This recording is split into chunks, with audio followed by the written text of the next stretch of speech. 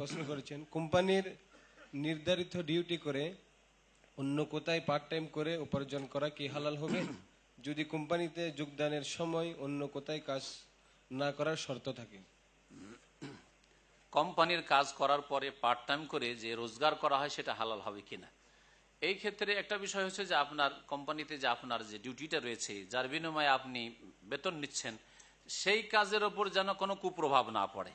Part time করতে গিয়ে এখানে এসে আপনি ঝিমাচ্ছেন, ক্লান্ত, কাজে মন লাগছে না, ঠকামি করছেন, এইরকম হইলে তো হারাম হয়ে যাবে।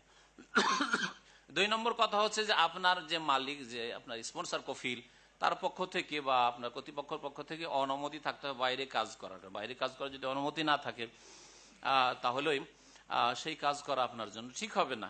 রিজিক হারাম হবে, হালাল হবে, ওইদিকে যাচ্ছে না এত বেশি, কিন্তু কথা হচ্ছে যে আপনার জন্য এটা ঠিক হবে না, কারণ এটা আপনার জন্য ক্ষতিকর হইতে পারে। কোম্পানি জানতে পারলে আপনি এক্সিট লাগিয়ে দিবে হয়তো, তো আপনি রিজিকের রাস্তাটাই বন্ধ করে, অল্প যেটা আসছিল সেটাই হয়তো রাস্তা বন্ধ করে দিলে। সুতরাং অনুমতি থাকা উচিত, হ্যাঁ, সরাসরি, প্রত্যক্ষ অথবা পরোক্ষভাবে।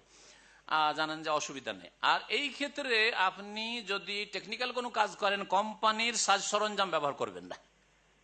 হ্যাঁ, কোম্পানির সাজ সরঞ্জাম ব্যবহার করবেন না যারা টেকনিক্যাল কাজ করেন। আপনি নিজের সাজ সরঞ্জাম ব্যবহার করেন, গাড়ি থেকে শুরু করে আর যন্ত্রপাতি, এগুলি ব্যবহার করবেন না। আর একটি কথা যে সরকারের কাছে যেন অবৈধ না হয়। সরকারের কাছে যদি অবৈধ হয়, এখানেও আর এক বিপদ রয়েছে। এমন ফতোয়া দেওয়াই চলবে না যেটা সরকার হয়তো আপনাকে নিষেধ করছে। সুতরাং এইরকম ফতোয়া দেওয়া সম্ভব না। সুতরাং এই ক্ষেত্রে আল্লাহ রাব্বুল আলামিনকে ভয় করুন এবং যা আল্লাহ হালাল দিয়েছেন তাতেই ক্ষান্ত হন, সেটি আপনার জন্য স্থায়ী হবে।